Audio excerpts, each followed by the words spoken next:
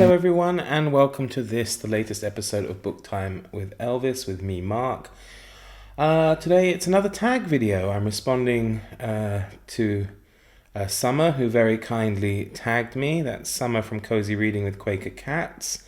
And she tagged me in the authors I've read the most books by tag.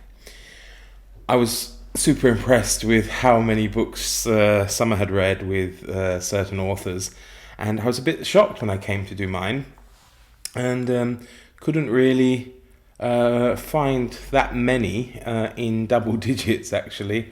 There were a lot of authors that I might have read 6 books or so by, but certainly to find many more was quite difficult. So most of these books I don't have with me, or most of the books by these authors I don't have with me, but we'll go through the list, shall we? So we'll start at the bottom. I believe it's supposed to be around like 10. I have, I think, 12 authors, but that's because there are a lot of ties. Luckily, the most amount by any one author the least amount I've read by any one author was 7. So that's lucky because that gave me 4 authors that I could think of. Now, if it had been 6, I would have been in a lot of trouble. So we'll start at the bottom of the list.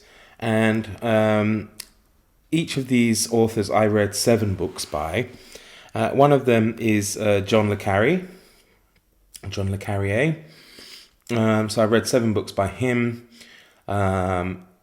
excepting the last book in the Carla trilogy, which is Smiley's People. That's on my reading list to be read, hopefully next month. But yeah, I read 7 books by him so far. The author William Boyd, also 7 books. In fact, one of my favourite books ever is by him, and that's The New Confessions, and I talk about that in my video on my top 20 novels. Another author that appears in that list is Robert Harris, who of course wrote books like Fatherland, Enigma, Conclave, etc. And the last author who I've read that falls into the 7-book category is a non-fiction writer, which is the late John Julius Norwich. I have only one of his books with me. He's a historian, and for example, I have this book here, Shakespeare's Kings, and it's a look at the kings that Shakespeare does plays on, and it looks at compares Shakespeare's versions with the reality and that kind of thing. It's been a long time since I've read it, actually. I should probably reread it. But the best books of his that I've read were his trilogy on Byzantium. You can buy it actually in a single volume, but that's abridged. Whereas if you read them individually, they're fantastic. The amount of information in there is really great. Excuse me.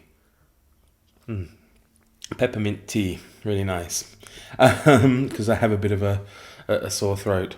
So yeah, so it's John Julius Norwich, Byzantium, this book, and then he's written some fantastic books on the history of the Mediterranean, for example, Sicily, history of Venice, and that kind of thing.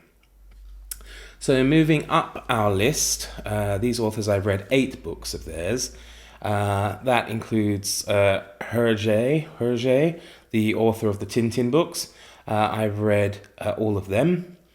Of course, these days they're a little bit controversial, I suppose. Certainly the older style of those books, for the way they portray different nationalities, races, etc.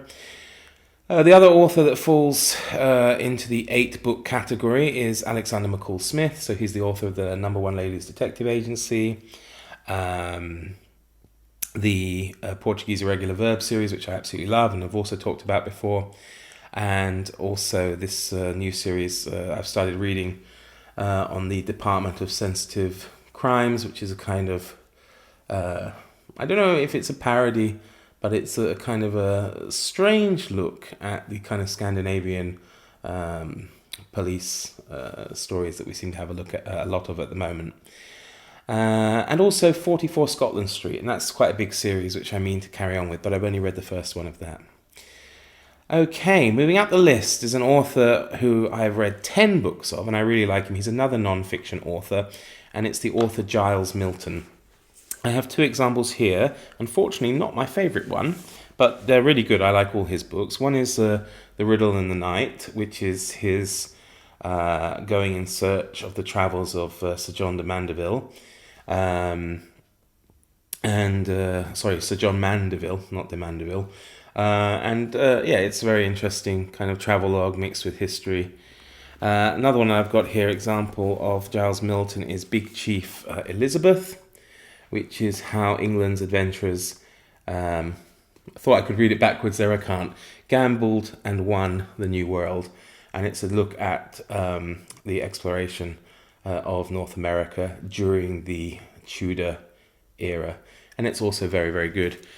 My favourite one that he wrote was called... Actually, I had 2 favourites. Well, no, I've got loads of favourites, actually. He's fantastic.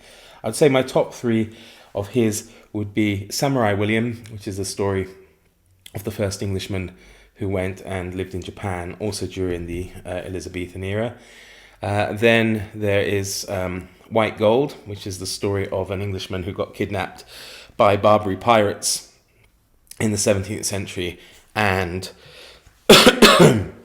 became a slave in North Africa before he escaped. That was really interesting. And then one I really liked is a biography he wrote called Wolfram, and it's a story of his own father-in-law, actually, and about his participation in the Second World War as a young man going into the Hitler Youth and then having to be part of the... I've forgotten the German name, like the Home Guard, the Volkssturm, I think it was, to defend Germany from Allied invasion. But he's fantastic writer of narrative history. You know, it might not all be revelationary, but his way of writing is, for me, just pulls me in, and I'm lost in one of his books from beginning to end. I really enjoy him. He did actually write one novel, which I also read, which wasn't too bad, though the name escapes me at the moment. So moving up the list, I've got 12 books here by John Grisham. Basically, every book he wrote before 2002, I read. I just went through a John Grisham stage, read a load of them. Anything after that, I haven't read, actually, and I don't know why. It wasn't like I read a bad one and thought, I'm not going to read anymore. I think just... You know, when I started reading him, I just moved to Germany. I didn't have any work, and I had a few months just hanging around. So I just read a load of his books, you know, sometimes one a day. But yeah, I mean, I don't really need to talk about him. He's really, really famous. Moving up the list, I have Willard Price, who I mentioned in one of my tag videos. I think it was the somewhat autobiographical tag that I did. Who was a Canadian-American author who wrote this series called the Adventure Series, which followed 2 brothers in different types of adventures all around the world. There was like Adventure Africa, Africa Adventure, Elephant Adventure, Safari Adventure, Arctic Adventure, and so on and so on. And I loved him as a kid. Yeah, I loved all of them, and I read those, and there were 14 of them. I'd really like to actually get hold of them again, actually, to see what they'd be like. And next, it's only the last 3 to go now, we have Roald Dahl, and I've read 18 of his books. Don't really need to talk much about him. He's extremely famous and well loved. My 2 or 3 favourites of his, certainly from the children's books, would be The Witches, love it. Matilda is great. And then his book on revolting rhymes, which is his own take on popular fairy tales, which is extremely funny. And if you ever get the chance to listen to the original audio recording of that, it's really great. So there's Roald Dahl. Okay, it's not surprising that the last 4 authors are all kind of ones I read in my childhood, I suppose. Next one, number 2, is Beatrix Potter.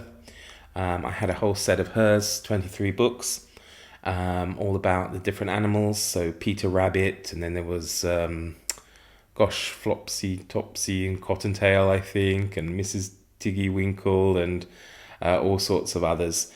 I'm sure you're all aware of her, of course, her writing about like woodland animals and animals of the English countryside. Not big books, of course, for small children. And I read 23 of the books by Beatrix Potter. And then the last one, the author I've read the most books by, I suppose she's a bit controversial these days, didn't think anything of it as a child, and that's Enid Blyton.